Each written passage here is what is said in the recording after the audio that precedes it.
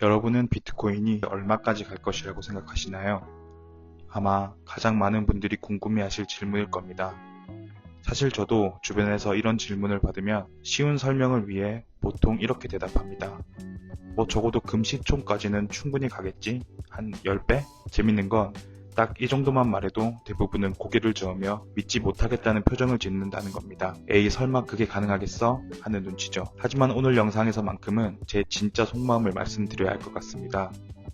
금시총은 비트코인의 최종 목표가 아닙니다. 그건 그저 스쳐 지나가는 하나의 정류장일 뿐입니다. 비트코인이 향하는 진짜 목적지는 우리가 상상하는 것보다 훨씬 더 높은 곳에 있습니다. 아무 근거 없는 이야기가 아니니깐요. 영상 끝까지 시청해 보시기 바랍니다. 안녕하세요. 비트코인 이야기 보따리를 풀어주는 비트보부상입니다. 오늘은 비트코인이 왜 금보다 위대한지에 대해 이야기를 풀어보도록 하겠습니다. 비트코인은 21세기의 디지털 금이다. 지난 몇 년간 우리가 가장 많이 들어온 말입니다. 언론도 소위 전문가들도 비트코인을 금에 비유하며 그 가치를 설명했죠. 그렇게 설명되는 이유는 실제로 금은 1971년 닉슨 쇼크로 달러와 연결고리가 끊기며 화폐로서의 실질적 역할을 잃었음에도 불구하고 여전히 압도적인 가치 저장 수단으로 군림하고 있기 때문이라고 생각합니다. 비트코인이 디지털 금이니까 그 정도는 성장할 수 있다. 이것이 시장 상황을 고려했을 때 가장 안전한 예측처럼 보입니다. 하지만 오늘 저는 이 익숙한 관점은 시작부터 잘못되었다고 말하고 싶습니다. 비트코인은 금의 뒤를 쫓는 추격자가 아닙니다. 비트코인은 금이 잃어버렸던 돈의 왕좌를 되찾으려는 완전히 새로운 차원의 도전자입니다. 생각해보세요.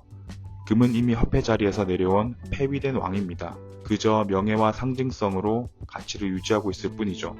반면 비트코인은 기존 질서를 무너뜨리고 새로운 통화 시스템을 세우려는 혁명가에 가깝습니다. 우리는 자꾸 비트코인의 달러 가격에 집착합니다. 하지만 이것은 구시대의 잣대로 새로운 세상을 바라보는 것입니다. 이게 무슨 말일까요? 역사를 잠시 되돌아보죠. 만약 1971년 이후에도 금 본위제가 계속 유지되었다면 어땠을까요?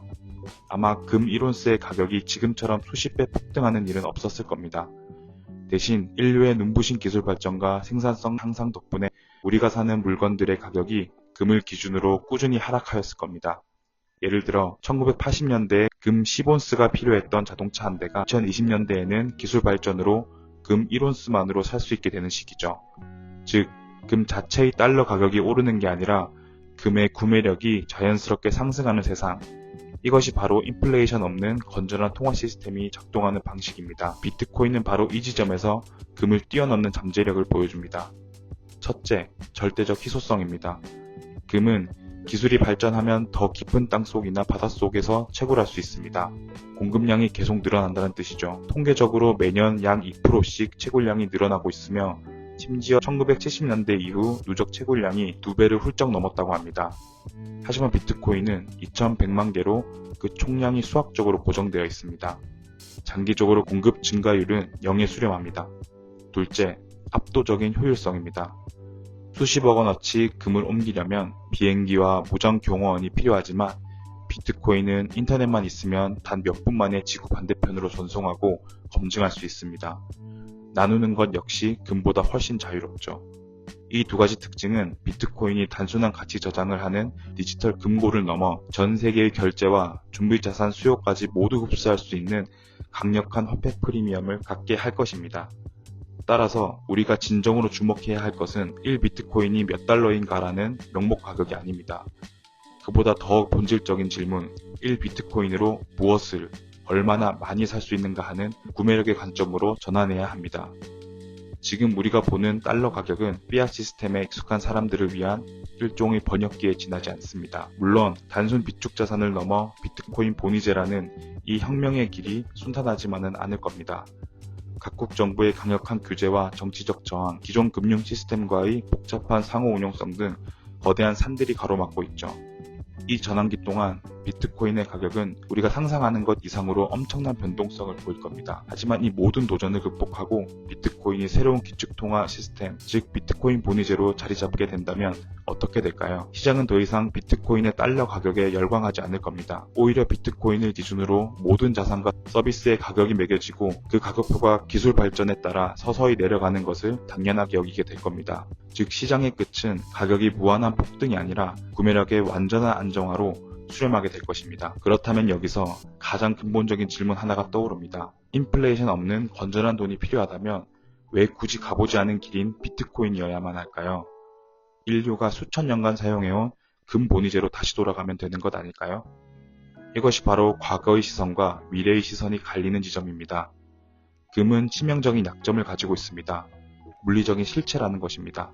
금은 한 곳에 모아 보관해야 하고 그 때문에 권력에 의해 통제되고 압수당하기 너무나 쉽습니다. 실제로 1933년 미국 루즈벨트 대통령은 행정명령 6102호를 통해 민간이 보유한 모든 금을 강제로 몰수한 역사가 있습니다. 국가는 언제든 금을 통제할 수 있고 사람들은 이 사실을 너무나 잘 알고 있죠. 신뢰는 이미 깨졌습니다. 또한 금은 감사가 불가능합니다. 특정 국가가 금고에 금을 얼마나 가지고 있는지 우리는 그들의 발표를 믿어줄 수밖에 없습니다. 투명하지 않죠.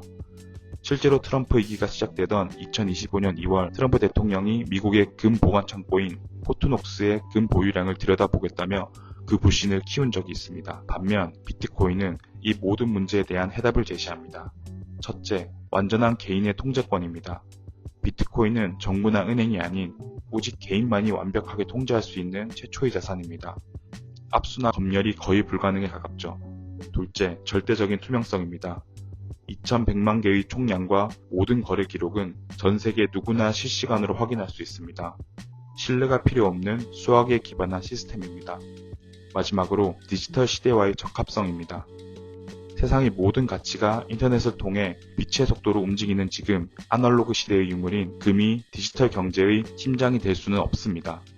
비트코인은 인터넷과 함께 태어난 디지털 시대의 경제를 위한 디지털 네이티브 머니입니다. 자, 그럼 맨 처음 던졌던 질문으로 다시 돌아가 볼까요? 비트코인 대체 얼마까지 갈까요? 오늘 제 이야기를 끝까지 들으셨다면 1비트코인이 100억 간다, 200억 간다 같은 예측이 사실은 그다지 중요하지 않다는 걸 눈치채셨을 겁니다. 왜일까요? 그건 바로 우리가 가치를 재는 자 자체가 계속해서 줄어들고 있기 때문입니다. 우리가 쓰는 돈, 즉 달러나 원화 같은 명목화폐는 정부가 필요할 때마다 찍어내면서 그 가치가 계속 희석되고 있습니다.